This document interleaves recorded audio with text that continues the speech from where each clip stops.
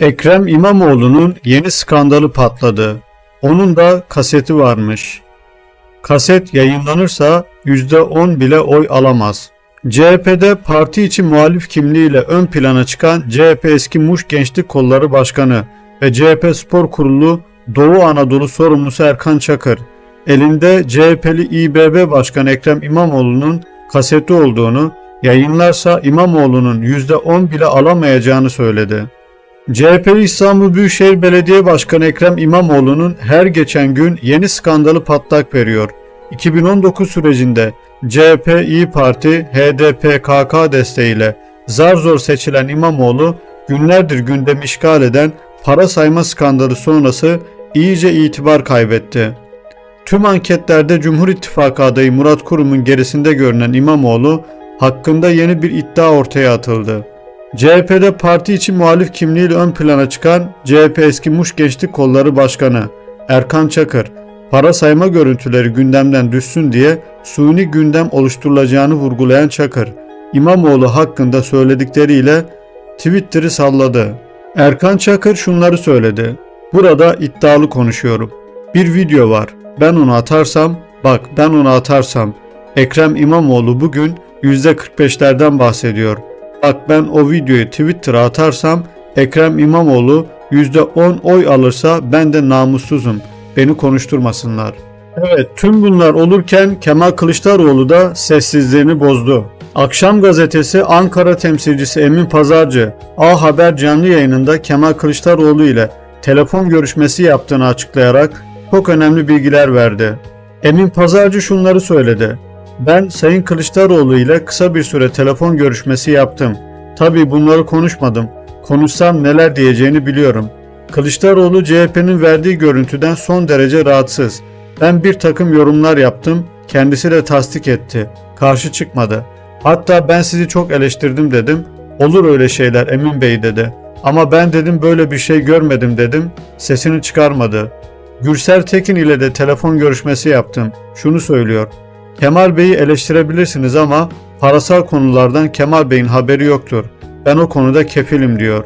CHP'nin içine düştüğü durumu genel olarak ortaya koydum ve dedim ki ben sizi çok eleştirdim ama bugünkü bu hal. Hatta Özgür Özel için 40 yaşın altındakiler darbe yapsa ben bunu destekleyeceğim diyen şaka gibi birisi var dedim. Hiçbirine itiraz etmedi. Yani Kemal Bey çok kırgın ve rahatsız. Aleyhte de konuşmuyor ama savunmuyor kesinlikle. Yapılan değerlendirmeler şu: bu gidişte Kılıçdaroğlu yapılacak ilk kongrede gelir diyorlar.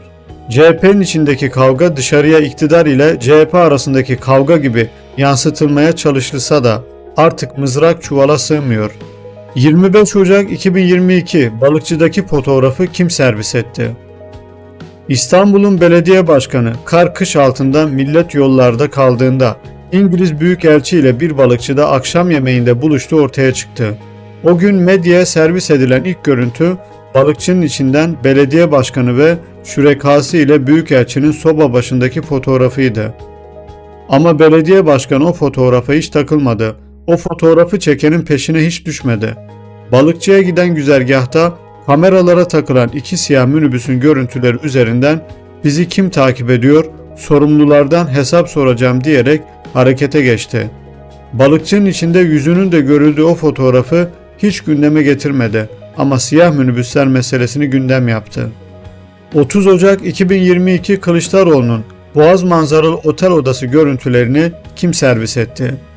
Bir hafta geçmedi. Kemal Kılıçdaroğlu'nun evinden ve mutfağından paylaştığı video görüntülere benzer bir fotoğraf karesi servis edildi. Kılıçdaroğlu bir çalışma masasında görülüyordu. Ancak fotoğrafın açısı arkada Lebiderya İstanbul Boğazı ve cama yansıyan Boğaziçi Köprüsü, 15 Temmuz Şehitler Köprüsü vardı. O fotoğraf Balıkçı'daki fotoğrafın rövanşı olarak servis edildi.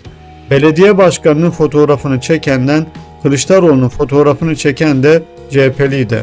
Ama bambaşka.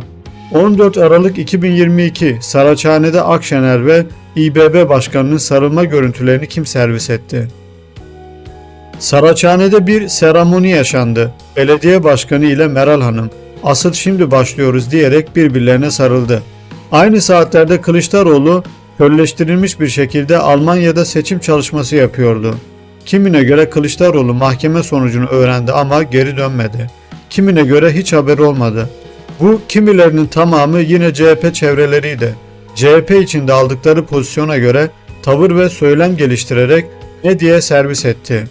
Kılıçdaroğlu kazanır diyen de İBB Başkanı kazanır diyen de CHP'lilerdi. Cumhurbaşkanlığı seçim sürecinde Kılıçdaroğlu aday olursa döke saça kazanırız diyen, İstanbul'un belediye başkanı aday olursa %60 ile seçilir diyen de yine CHP çevreleriydi. Kılıçdaroğlu'nun kötü aday olduğu iddiasını dillendirenler de İstanbul'un belediye başkanının en ideal aday olduğunu dillendirenlerdi. Aramızda baba oğul ilişkisi var diyen değişim diyerek Kılıçdaroğlu'nu alaşağı etti. Sonuçta sen git İstanbul ile ilgilen denilen belediye başkanı 29 Mayıs sabahı kolunu sıvayıp Kılıçdaroğlu'nu saf dışı bırakmak için değişim dediğinde yanına son grup toplantısında veda eden genel başkanın arkasından gözyaşı döken Özgür Özel'i aldı. Kaftancıoğlu İBB Başkanı'na müteahhit kafalı dedi. O günlerde İstanbul İl Başkanı yasaklı da olsa olan Canan Kaftancıoğlu, müteahhit kafalı dediği belediye başkanının paralel il teşkilatı kurduğu iddialarını da dillendirdi. Her iki tarafın birbirine söylediklerini servis edenler de CHP'lilerdi. Kılıçdaroğlu'na kurultay salonunda bırakamazsın diye bağıran kimdi? CHP kurultayında Kılıçdaroğlu'nu genel başkanlık için öneren imzacıların bir bölümü birkaç saat içinde saf değiştirdi. Özgür Özel lehine oy kullandı. Kılıçdaroğlu tasfiye oldu. Kılıçdaroğlu'nun kaybettiği gece onu hitaben bırakamazsın diye seslenen İmam Bakır Üküş'ün görüntüleri yine CHP'liler tarafından servis edildi. Örnekleri çoğaltabiliriz. Bu örneklerden bir yere varmak istiyoruz. Ama önce bir kez daha söyleyelim. CHP içindeki büyük yarılma şiddetli depremlere neden oluyor. İstanbul'un belediye başkanının iddia odur ki para ile kurultaya müdahalesi de Kılıçdaroğlu'nun geceliği 100 bin liranın üzerinde olan Boğaz manzaralı otel odasındaki görüntüsü de CHP'nin içinden servis ediliyor. Ne hikmetse dışarıya yansıması AK Parti ya da hükümetin bunları yaptığı yönünde oluyor. Para kuleleri, CHP il binasının alımında usulsüzlük, yasa dışı bağış. Son olarak bir avukatlık ofisinden yansıyan görüntüler üzerinden büyük bir tartışma yaşanıyor. Savcılık harekete geçti. Paranın kaynağı nereden kullanıldığı, kimlerin işin içinde olduğu gibi birçok sorunun peşine düşüldü. Ve ilginç olan görüntüler yine ilk kez CHP'liler tarafından paylaşıldı, tartışıldı. Nedense yine hükümet eleştiriliyor. Oysa İstanbul İl Başkanlık binasının satın alma sürecine ilişkin para trafiğinin görüntüleri olduğu söylenen o meşhum görüntülerin kaynağı yine CHP'nin işi. Toparlayalım. CHP'de 1 Nisan'ı bekleyenler şimdiden kılıçları çekmiş görünüyor. Kılıçdaroğlu'nun derinden yürüttüğü çalışma İstanbul'un belediye başkanının dengesini bozmuş halde.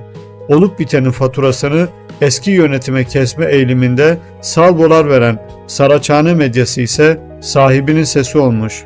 İstanbul'un belediye başkanının şirketinin başındaki isim işin içinde, avukatı işin içinde, bizzat kendisi yapılanın uygun olmadığını söylüyor. Eş zamanlı olarak fonlandığı medyanın önemli kalemşorları Kılıçdaroğlu'nu, Kaftancıoğlu'nu suçlu ilan edip İstanbul'un belediye başkanını pürüpak ilan ediyor. Dün gece TV100'de kendisi de eski bir CHP milletvekili olan Barış Yarkadaş şöyle dedi. Bazıları önceki yönetimi işaret ediyor. Ama 2019'dan sonraki tüm kurultaylarda hesaplar ibra edildi. Şayet bu iş geriye doğru giderse bundan herkes zarar görür. Parti meclisi dahil, o hesapları ibra edenler dahil. Yani diyor ki Yarkadaş, siz ne yaptığınızın farkında mısınız? Kemal Kılıçdaroğlu ve ekibini usulsüz para trafiğinden sorumlu tutayım derken CHP'nin kurumsal yapısını çökerteceksiniz. Belki de tam da bu isteniyor. Bitirelim. CHP'nin iç kavgası Türkiye'nin problemi olarak ortada duruyor. Sorumlular sorumluluklarından kaçıyor ve yansıtma yaparak suçu iktidara atıyor.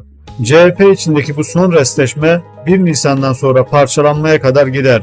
İBB Başkanı oluşturduğunu sandığı sosyolojinin üzerine bir parti inşa etmeye çalışır. Arkasına da bir grup CHP'liyi takar. Şimdiden söylemiş olalım.